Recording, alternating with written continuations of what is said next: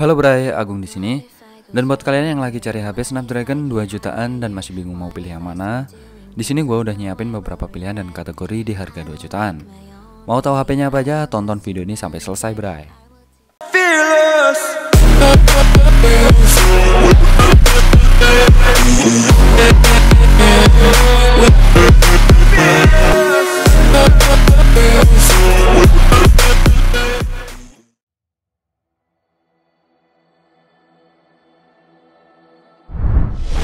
What if I go stronger? What if I get higher? What if I start doing things I know I will regret?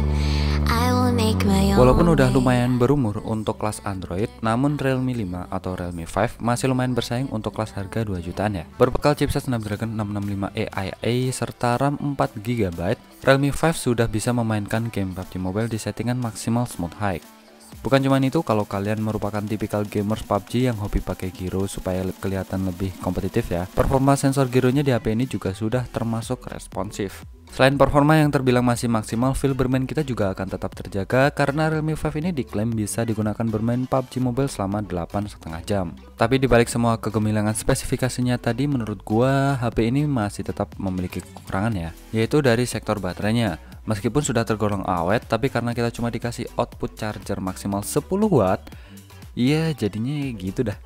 Apalagi tipe kabel yang dikasih itu masih pakai micro B. Alhasil durasi ngecas dari Realme ini bisa sampai 3 jam, bray.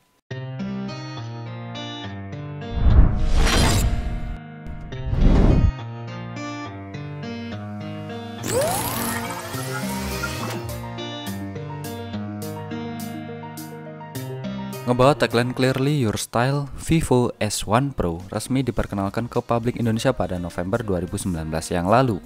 Vivo Indonesia mengatakan bahwa Vivo S1 Pro mampu memberikan pilihan untuk melengkapi kebutuhan konsumen akan smartphone, terutama untuk generasi milenial dan generasi yang stylish dan juga selalu update dengan tren-tren terkini. Jadi buat yang sering up to date kayaknya ini cocok buat kalian ya. Vivo S1 Pro dilengkapi dengan chipset Snapdragon 665 dari Qualcomm yang memiliki frame rate tinggi. Selain itu, Vivo S1 Pro juga dilengkapi dengan Vivo Multi Turbo untuk menambah kecanggihan Vivo S1 Pro itu sendiri. Beberapa Vivo Multi Turbo tersebut antara lain Center Turbo, Cooling Turbo, AI Turbo, Game Turbo, dan juga AIA++ Turbo. Bukan pijat plus ya. Deretan turbo ini berguna untuk mengatur perangkat agar lebih nyaman digunakan sehari-hari, bray. Salah satu yang menarik, Vivo S1 Pro tidak gampang panas saat digunakan untuk bermain game karena bantuan Vivo Multi Turbonya tadi ya. Selain fitur gamingnya, HP ini masih memiliki satu fitur yang paling mencuri perhatian, yaitu Pose Master. Dimana dengan fitur ini kita bisa memiliki beragam pose pilihan untuk memandu kita dalam mengambil foto di berbagai situasi dan kondisi ya. Jadi buat kalian yang suka mati gaya saat foto, ini mungkin bisa jadi salah satu pilihan ya. Hadir pula beberapa fitur lain seperti fitur AI, yaitu AI Face Beautiful, AI Makeup, dan AI Sticker yang akan memperkaya pilihan penggunanya dalam hal fotografi, bray.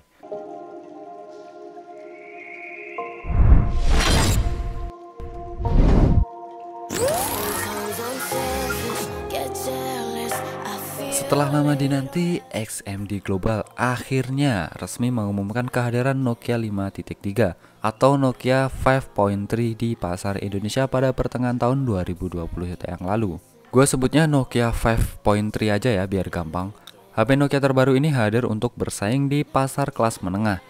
Meskipun begitu, HP ini dibekali spesifikasi yang sangat baik dengan harga yang cukup terjangkau. Nokia memang pernah dikenal sebagai HP paling canggih pada zamannya ya. Untuk anak tahun 90-an tau lah ya. Hingga pada akhirnya sempat tergeser di era smartphone. Lalu Nokia memilih keluar dari persaingan dan dikalahkan oleh brand Samsung, bray.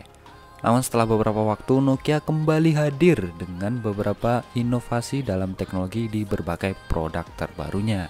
Jadi nggak heran ya jika Nokia tidak pernah benar-benar ditinggalkan oleh penggemarnya, termasuk gua salah satunya, bray. Dalam rilis smartphone terbarunya ini, XMD memilih menggunakan ciri khas desain bergaya Skandinavia.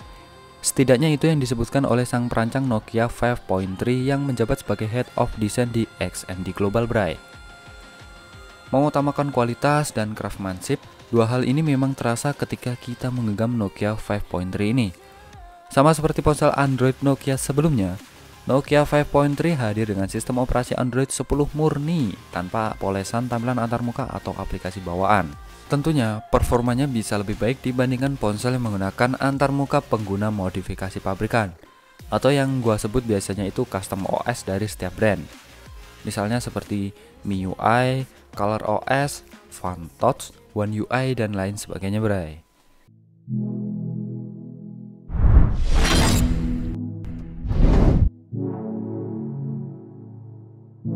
I got trapped in your eyes the moment you from across the room, those eyes kept following me. Something popped in my brain. Now baby, only you I see. Feels like I'm going insane. Pak Alvin dari Xiaomi Indonesia mengatakan kehadiran Redmi Note 9 Pro adalah bertujuan untuk meneruskan legenda sukses seri Redmi Note yang dikenal mampu menciptakan benchmark baru untuk smartphone di segmen kelas menengah.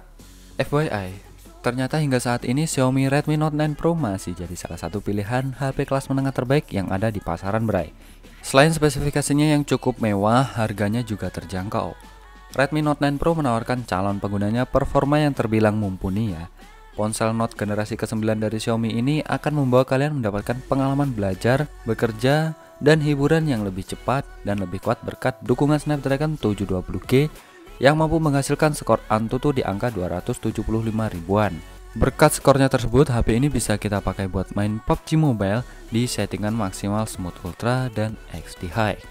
Atau di antara kalian ada yang lebih suka main game Genshin Impact? Santuy bray, kalian bisa memainkannya di settingan default 30 fps doang ya. Ya, mengingat harganya segitu udah oke lah ya. Kalau kalian ada yang berminat meminang handphone ini, gua yakin nggak bakal kecewa dah. Karena Redmi Note 9 Pro udah mendapatkan update dan upgrade ke Android versi 11 bray.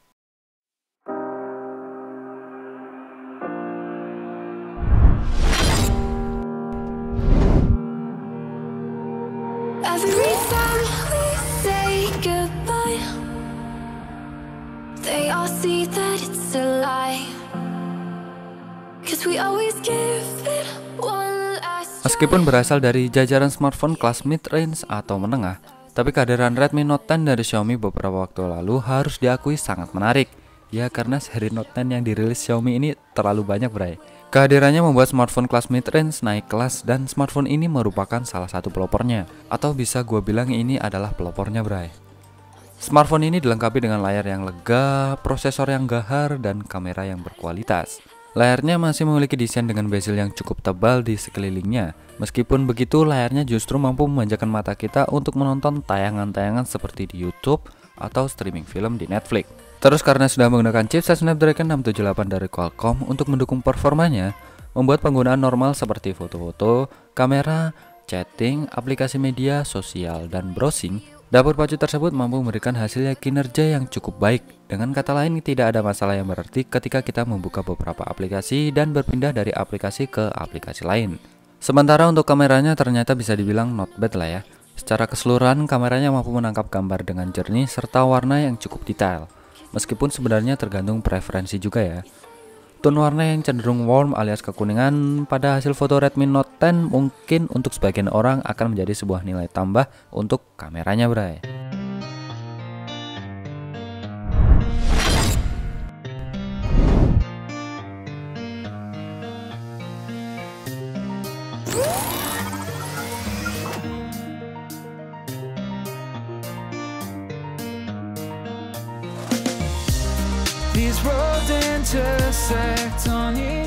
Realme secara khusus menghadirkan Realme C17 yang memiliki kapasitas memori terbesar hanya untuk di Indonesia dengan segmen harga 2 jutaan.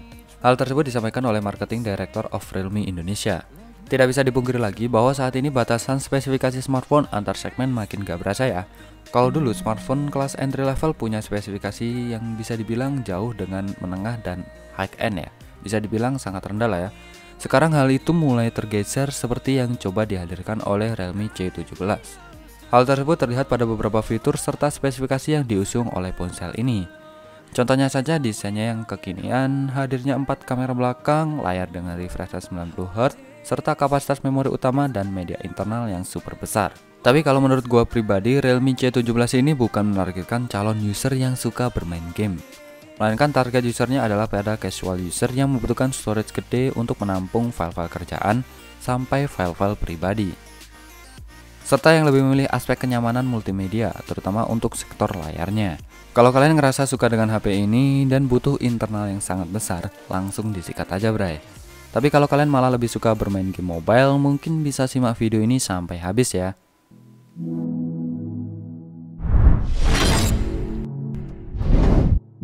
I got trapped in your eyes the moment you looked at me. From across the room, those eyes kept following me. Pihak Xiaomi menyebut Poco X3 NFC sebagai the real mid-range killer, alias pembunuh ponsel kelas menengah. Soalnya smartphone ini mampu menawarkan spesifikasi yang mewah untuk ponsel kelas menengah dengan harga yang lebih murah dibandingkan ponsel menengah lainnya, bray. Bisa dibilang ponsel pintar ini bisa dikategorikan sebagai sebuah paket lengkap dengan kualitas maksimal.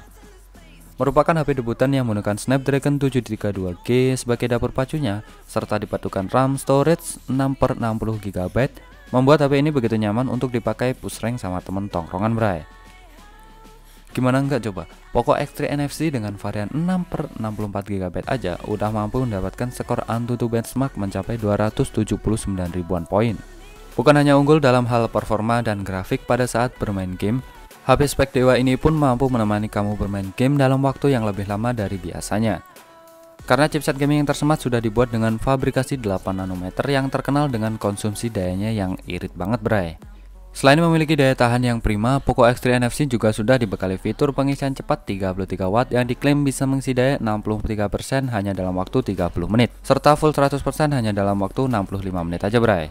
Tapi pada akhirnya kembali lagi ke selera masing-masing ya, karena mungkin yang cukup menjadi perhitungan dari ponsel ini adalah soal desain. Nggak semua orang suka desain dari Poco X3 NFC ini, tapi kalau kalian suka yang beda mungkin ini cocok ya. Kemudian ketebalan dan ukurannya. Bagi yang suka ponsel tipis dan nyaman digenggam, rasanya Poco X3 NFC bisa jadi tidak masuk pilihan yang menarik. Apalagi kalau ukuran tangan kalian lebih kecil, jadi lebih susah digenggam ini HP bray.